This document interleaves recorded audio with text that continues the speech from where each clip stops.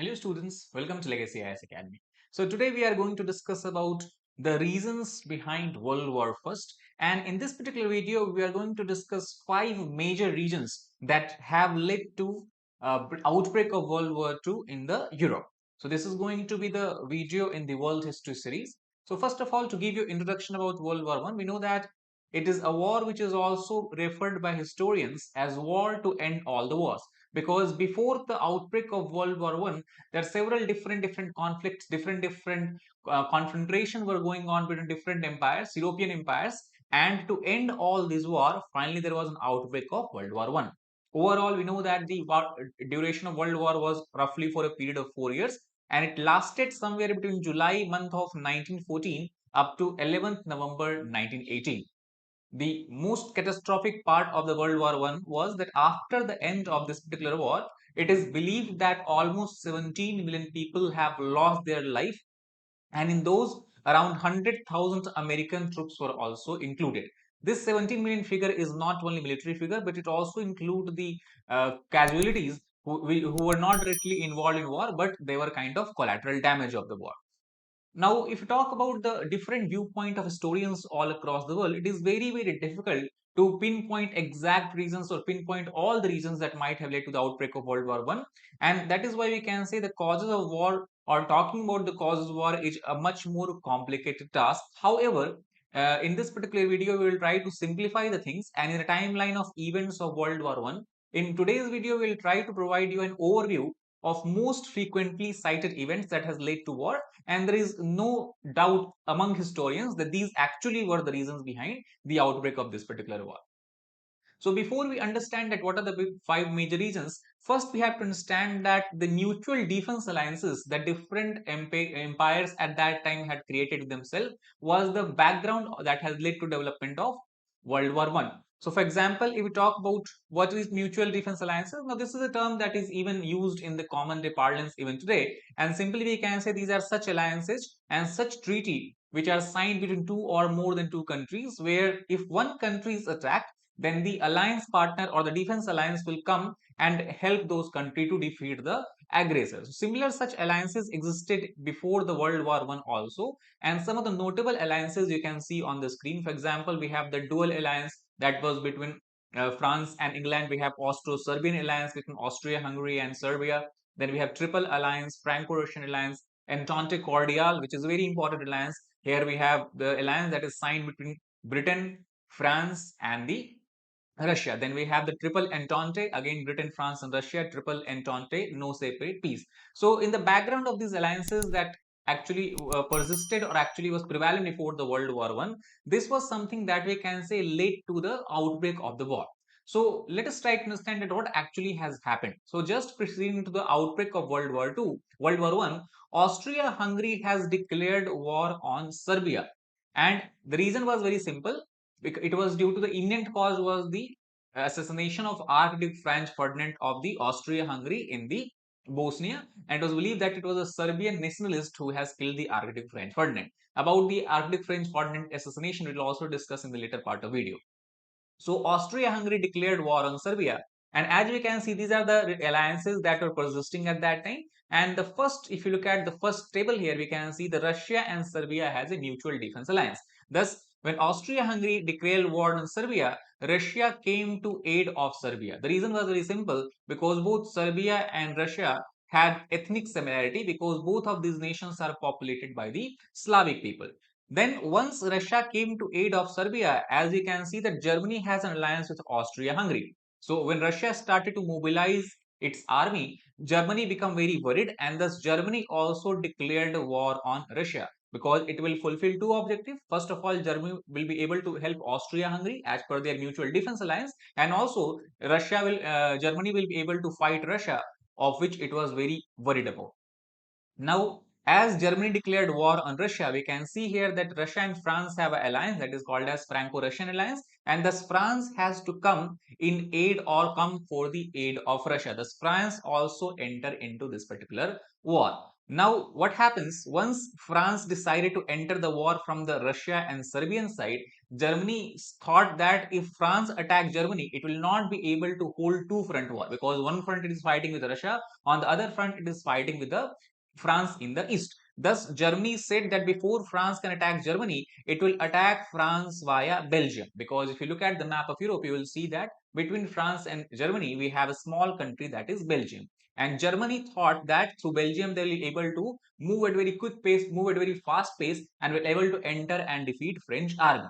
However, as we know that Britain, France, and Belgium have a separate alliance of themselves, and as Belgium was attacked by the Germany, now Britain has no choice but it has to come to the aid of Belgium. Thus, Britain is joining the war. France, since already has alliance with the Belgium, France has also joined the war, and also it has alliance with Russia. So France, Russia, Belgium, Britain, all these started to engage themselves in this particular war. And the last, if you look at this picture here, we can see Britain and Japan also have alliance among themselves, and thus when Britain enters the war, Japan has no other choice but to enter the war itself to comply with the mutual defense alliances. So this actually the beginning of the war, we can say, happened after the declaration of the war by Austria-Hungary on Serbia, and due to the mutual defense alliances that were existing between different nations of Europe and even Japan at that point of time, it causes a outbreak of world war because of the emergence of what we can say a pan-European warfare in the this particular continent. Later on, as we know that we have Italy and USA, they also have entered the war somewhere in year 1973, almost 3 years after the war has been going on. US and Britain, US and Japan, Italy have also entered the war from the side of the triple entente. Triple entente was Britain, France, and Japan. So if you look at this particular map, you can clearly see that when the World War One was finally being fought, and in the last days, we can say the war was being fought between two powers. One we can say is Allied powers, other powers are called as Axis power or Central powers. So Allied powers were Great Britain, France, Portugal, Italy, and Russia. Apart from that, we have US and Japan. On the other hand, Central Axis power was made up of German Empire, then we have Austro-Hungarian Empire, and then we have the Ottoman Empire, which basically the breakdown of which has led to development of modern day Turkey. Apart from that, few countries such as Scandinavian countries like Norway, Sweden, Denmark, Netherlands in Europe, as well as Spain was have a kind of neutral status in this particular war. So this is the first reason that has led to the outbreak of World War One. The second reason we can attribute to the outbreak of World War One is called as imperialism. Now, imperialism in simple term can be defined as when any particular country try to increase their power, whether it is a political power, whether it is a military power, whether it is economic power, and also at the same time the wealth of its nation, wealth of their nation, by bringing additional territories under their control. Now, these territories can be brought under their control without outright colonizing them or resettling them, by having some sort of strong influence over the policy of this country. So such policy is what we can call as policy of imperialism. And before the outbreak of World War One, there were several European empires, several European countries were there. They were having a kind of competing imperialistic claims in the Africa as well as the parts of Asia, and which actually cause a point of contention between the European powers. And this increasing competition and also the desire of European empires, European countries for having a greater empire led to an increase in the confrontation that has helped push the world into World War One. To give you an idea about the kind of conflict, the kind of competition, we have to understand that in the 1914, before the World War began, you can see the entire world, especially the continents of Africa and the continents of Asia, has been divided in the form of colonies by the European power. For example, as you know, countries such as India, modern day Pakistan, Bangladesh, Myanmar, these countries were a colony of Great Britain, while many countries in Africa were the colonies of France. Also, Germany have some colonies in the central and southern Africa. We have colonies of Netherlands also you see in the Africa. And apart from that, Russia also has imperialistic kind of dream, but it was not able to occupy any colonies outside of its own sphere of influence, which was largely concentrated to the Central Asia and to some extent in the Eastern European and Central European region. So this kind of conflict, this kind of competitive environment, competitive imperial tendencies that existed between European powers can also be contributed or seem to contribute to the World War First. The third reason we have to understand about is the increase in the militarism or militaristic tendencies of the European power. For example, just after the 20th century has begun, we can see a kind of arms race began between the European powers, and there was a competition that which country will have higher number of warships. And especially in the context of navy, we see a very fierce competition developing between the German navy and the Britain navy. And at one point of time, Germany became militaristic to such an extent that it has 200 and more than 200 naval boats, naval warship, and more than 2 million people who were actively trained for rendering military service. And this caused more and more militarism in the Britain as well, which was later on, we can understand, percolated to the other smaller countries as well.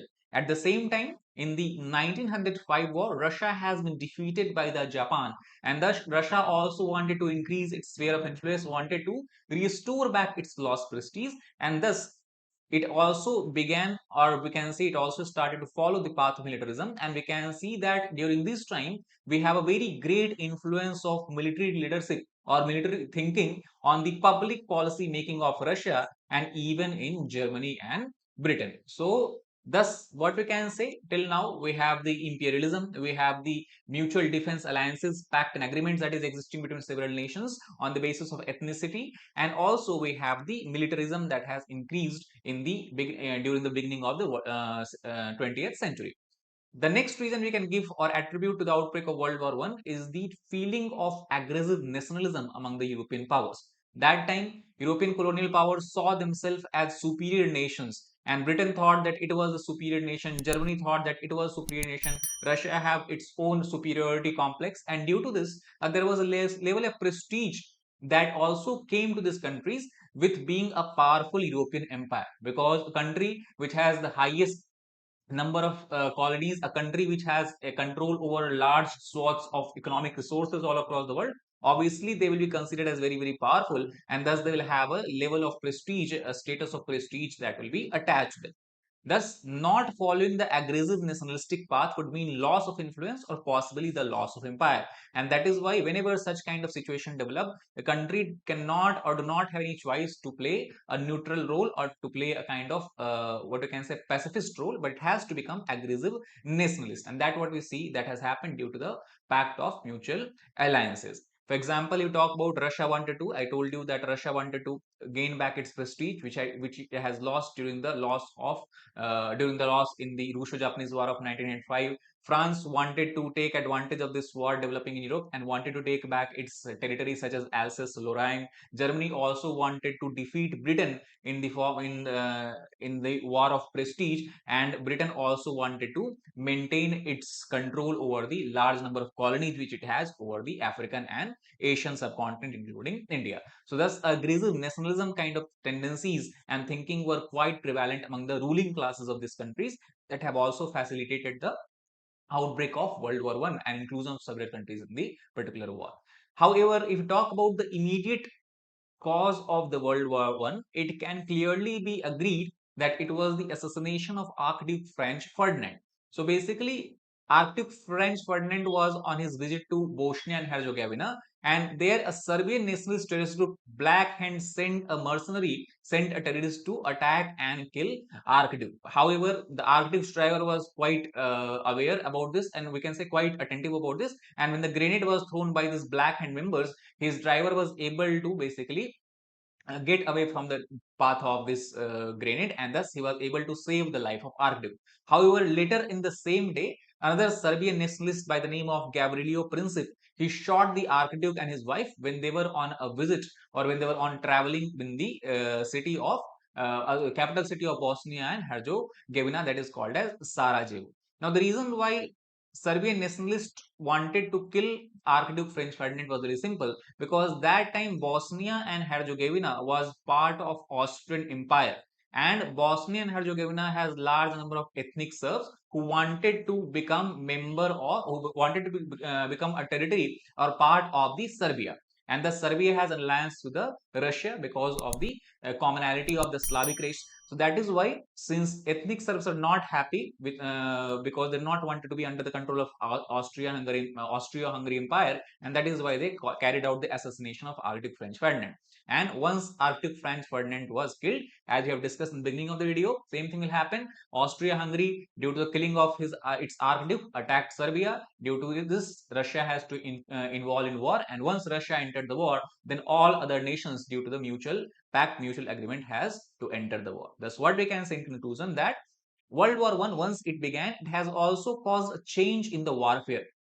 For example, before hand-to-hand style of older wars with swords and all these things, swords, musket, they came to an end, and inclusion of weapons that is relying on new and latest technology, and also it removed the individual from the close combat. Also, the war had extremely high casualties, over 15 to 17 million dead people and 20 million injured people, and the face of warfare would never be the same again after World War I. Not only that, we can also say that the seat of World War II was also sown at the end of World War I, once the Treaty of Versailles was signed between France and Germany. Because to remind you, it was this Treaty of Versailles which Hitler has used an excuse to launch a war and to increase the German imperialist mindset. So that is also what we have to keep in mind here. So that is all about this particular video. I hope you understood about the major or principal causes of the outbreak of World War I. If you like the video, please hit the like button, share it with your fellow aspirants, and subscribe to our channel for more such helpful content. Thank you very much.